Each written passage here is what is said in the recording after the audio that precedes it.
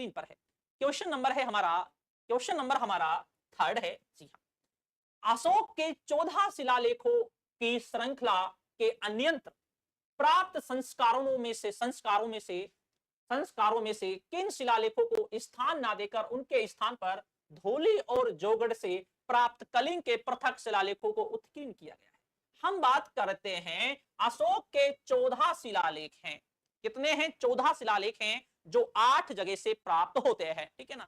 उन्हीं में अशोक के धोली और जोगड़ से भी लेख प्राप्त होते हैं। कहां से? धोली और जोगड़ से 2 पृथक लेख प्राप्त होते हैं। लेकिन हमारा प्रश्न तो यह है, जो धोली और जोगड़ से जो 2 पृथक शिलालेख प्राप्त होते हैं वो किन लेखों के स्थान पर उन्हें लिखाया था? परवेश जी वेरी गुड इवनिंग, नमस्कार। तो राइट आंसर हमारा क्या आएगा? बिल्कुल हम बात करते हैं 11, 12 और 13 के स्थान पर। 11, 12 और 13 के स्थान पर 2 पृथक लेखों को लिखवाया गया था। तो राइट आंसर हमारा क्या आएगा? बी आएगा। इसके बारे में हम और भी गहराई से हम जान लेते हैं। हम बात करते हैं, जी हाँ, बड़ा महत्वपूर्ण है ये। हम बात करते हैं अशोक के जो शिलालेख हैं इनमें 11, 12 और 13 इनके स्थान पर 2 पृथक लेख लिखवाए गए। 2 पृथक लेख लिखवाए गए हैं। क्या लिखवाए गए? 2 पृथक लेख लिखवाए गए। ये पृथक लेख जो हैं ये धोली और जोगड़ से प्राप्त होते हैं। धोली और जोगड़ से प्राप्त होते हैं। कहां से? धोली और जोगड़ से प्राप्त होते हैं।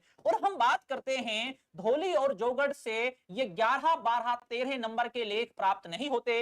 इनके स्थान पर 2 पृथक लेख प्राप्त होते हैं। पृथक लेख प्राप्त होते हैं। अब हमारा एक प्रश्न बड़ा महत्वपूर्ण बनता है, बहुत अच्छा प्रश्न हमारा कनेक्ट होता है। जी हाँ, पूना जी वेरी गुड इवनिंग, नमस्कार जी। अब हमारा एक प्रश्न बनता है, भाई अशोक ने 11, 12 और 13 नंबर के लेख धोली और जोगड़ में क्यों नहीं लिखवाए? बड़ा महत्वपूर्ण प्रश्न बनता है। ये प्रश्न आपकी परीक्षा की दृष्टि से भी बड़ा महत्वपूर्ण है और आपके इंटरव्यू के हिसाब से भी बड़ा महत्वपूर्ण है, क्योंकि धोली और जोगड़ में 11, 12, 13 नंबर के लेखों को अशोक ने क्यों नहीं लिखवाया? इन लेखों को अशोक ने इसलिए नहीं लिखाया, 11, 12, 13 नंबर से कलिंग युद्ध की जानकारी मिलती है। कलिंग युद्ध की जानकारी मिलती है। किसकी जानकारी मिलती है? कलिंग युद्ध की जानकारी मिलती है। 13वें नंबर से तो स्पष्ट ही मिलती है, लेकिन 11 और 12 नंबर से भी कलिंग युद्ध की जानकारी मिलती है। अशोक नहीं चाहते थे कि धोली और जोगड़ में कलिंग युद्ध की जानकारी को लिखा जाए। अगर कलिंग की जनता इनको पढ़ेगी तो जब उसको पता चलेगा कि अशोक ने हम पर आक्रमण किया था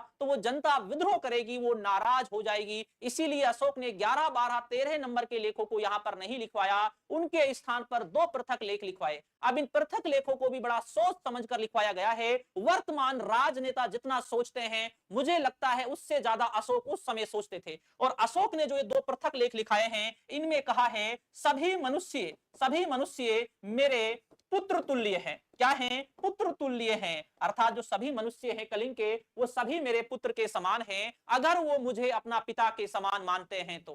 क्या कह दिया? सभी कलिंग के लोग मेरे पुत्र के समान हैं अगर वो मुझे अपना पिता के समान मानते हैं तो। लेकिन अगर वो विद्रोह करेंगे तो बड़ी क्रूरता से दमन किया जाएगा। यहां पर अशोक ने यह भी संकेत दे दिया कलिंग की लोगों के लिए, अगर आप मुझे पिता के समान मानेंगे तो मैं आपको पुत्र के समान मानूंगा। अगर आप विद्रोह करेंगे तो बड़ी क्रूरता के साथ दमन किया जाएगा। इससे यह भी पता चल रहा है अशोक ने अपनी सेना को समाप्त नहीं किया था।